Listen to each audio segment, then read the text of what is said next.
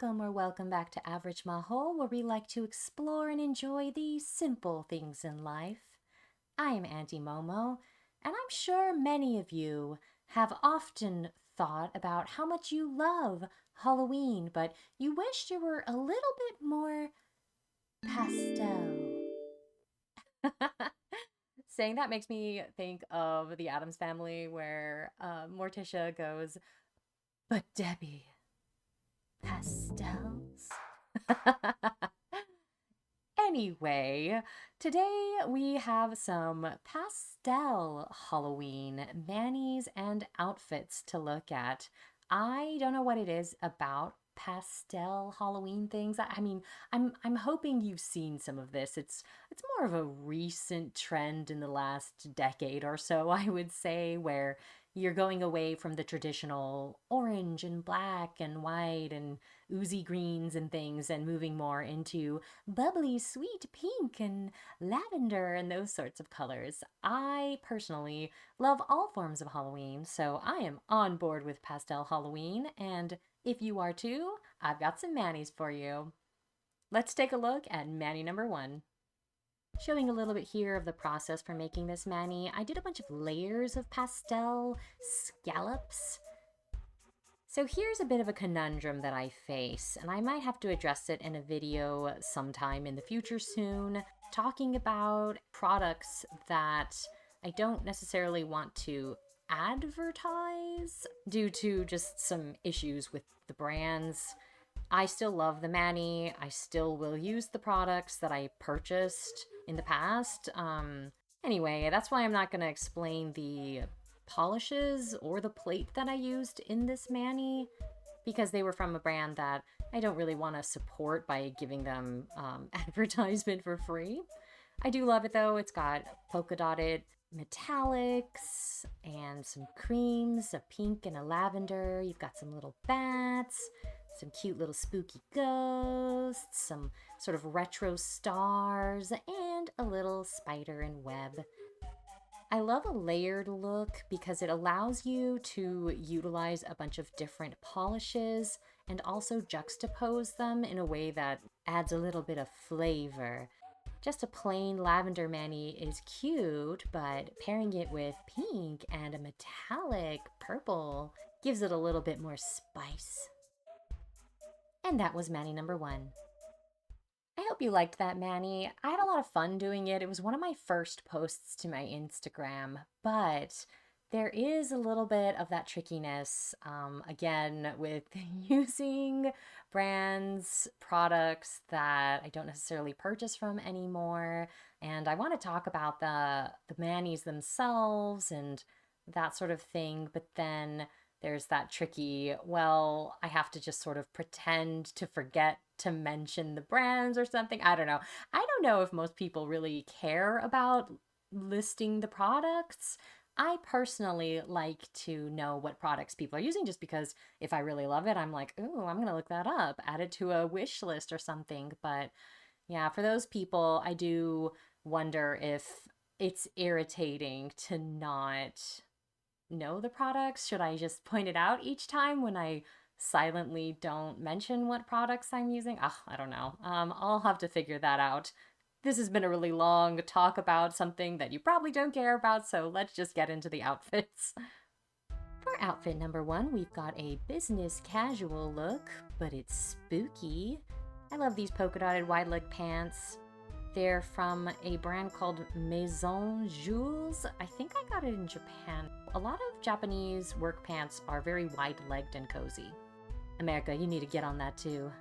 The polka dots of the pants match the purple polka dotted nail in the mani. This white blouse is from GU, which is an Asian brand, and I got it when I was in Japan. It's my basic work top. I do like it because it's loose and flowy. This moon-shaped necklace was a gift, and it is subtly spooky. For shoes, I wore my usual black leather loafers, and I wore some funky, purple, ghosty, batty socks for some Halloween spirit. The socks are the biggest tie-in to the nails, and I think that's fine sometimes for the socks to do all the talking. And that was the work casual outfit number one. Outfit number 2 is very twirly from top to bottom, a skirt and blouse combo. The skirt I made out of 3 different fabrics, a lavender, pink, and this pastel jack-o'-lantern pattern. It's a quilting fabric, so it wasn't really made for clothing, but I don't care. I will keep turning quilting things into clothes. Obviously, the pastel skirt matches the pastel manicure. This black flutter sleeve jersey top is actually from Uniqlo, and it is one of my favorite blouses of all time. It is so comfortable, it is so cute. I wore a simple gold necklace. I cinched the waist with a thrifted black leather belt. My usual black leather loafers paired really well with that thrifted belt, and I wore some black ankle socks. And that was outfit number 2. I am all about turning things that aren't clothing into clothing, like quilts and shower curtains and bed sheets, as well as just quilting fabric. Are you pro turn everything into clothing? I've got one more outfit for this first mani to show you. Let's take a look. The third outfit is a simple dress and sneakers cozy outfit. The dress is by Ivy City Company. It's a twirly tiered dress with some lovely ruffles on each layer. The pastel purple obviously goes with the pastel mani. I feel like a cottagey dress like this goes really well with a pastel Halloween look. They both have a fluffy airiness to them. Ivy City makes these great shirred tops that are so comfortable with fun gathered puffy sleeves. As usual, I wore a very simple necklace with this. I wore some taupe sneakers and taupe socks with this. I can picture wearing this outfit while baking ghost-shaped cookies for the spooky season.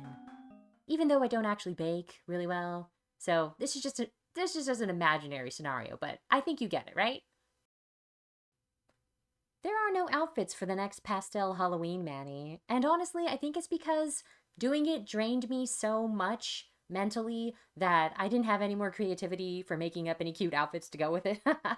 I mean, I truly don't know what I wore with it, sorry, it's just a mani, but this is one of those manis that was good in my head, but very difficult to execute in reality. Don't get me wrong, I love doing my nails. It's a hobby. I wouldn't keep doing it if I hated it, but some manis, they just try you, you know? They were put on this earth to challenge you and make you suffer. Let's take a look at this challenging mani. After all that, I think you're going to be a little disappointed to see how simple it is. It's just a gradient metallic mani. I used all Holotaco metallic flakes here. That's Fake Date, Royal Crush, and Blacklisted. These cute heart-eyed jack-o'-lanterns are from Creative Shop Stamping 216.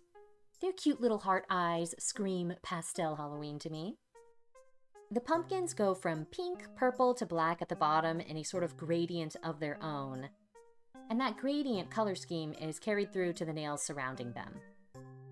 I went into this mani thinking it would be very simple, but I really underestimated the difficulty of getting the metallic flakes to stick and blend with each other. I don't know if anyone else has had this difficulty gradienting metallic flakes. Ultimately, it did come out, and I am happy with the way it looks, but it was a pain. A little disappointing, right? It doesn't look like it should have been that difficult, but it definitely was. These challenging manis still teach me things, and I would like to go back and try to gradient some metallic flakes again.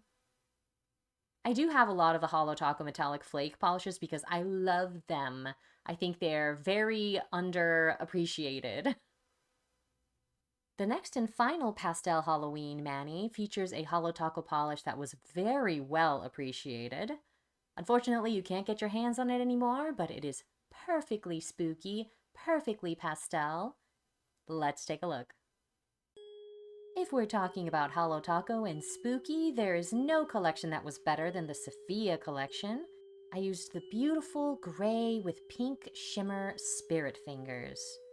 I feel like I found a perfect match to that pink glow in Lumen Nails' Pink Pink Sugar. Maybe they use the same pink shimmer, I don't know.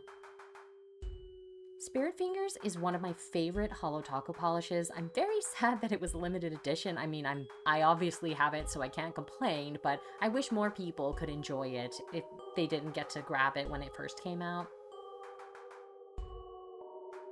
I have these cute bats flying up out of the darkness. The bats are from What's Up B023 plate. I wanted to make it look like the bats just sort of faded into a gradient. I don't know if I pulled that off per se, but I do love this sort of black gradient effect at the bottom. This is one gradient that didn't fail me. All the pink glow in this mani just makes my pink-loving heart sing. Pink is just whitish red, so I feel like it has a place in the Halloween spectrum, you know? And that was mani number 3. There's only one outfit for this mani to show you, and it is this dress and lace combo. This thrifted dress by Nanette has these perfectly matching gray, pink, and black florals. I didn't have this dress in mind when I did this mani, but I feel like I just happened to have a really good match to it. The flowers are dainty, but a little eerie with that color scheme, and I love it. I cinched the waist with a thrifted black leather belt. They go hand in hand with the black leather loafers that I usually wear with some black ankle socks. Underneath the dress, I put a lacy layer. I unfortunately ripped out the tag because it was scratchy, so I don't know what brand it is. The high collar and pleating of this dress is really pretty.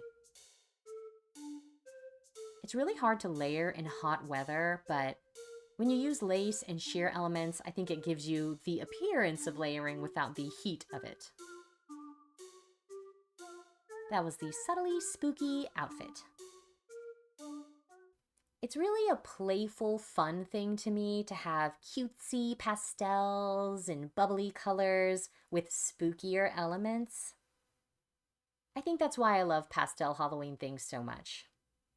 Pastels are also often associated with women, stereotypically at least, and I like the unapologetically cute girliness of pastels, combined with the I will murder you and dance atop your gravestone spookiness of Halloween. I just want to look cute while I slay, maybe literally. Those were the pastel Halloween manis and outfits that I had for you. If you enjoyed, please consider commenting, liking, maybe even subscribing so you can see when I come out with new Halloween manis. I've still got some more for you. And honestly, I am spooky all year round, so there will be less spooky probably, but never no spooky when it comes to me. So if that sounds like something you enjoy, subscribe. Thanks for watching. See you in another video. Bye.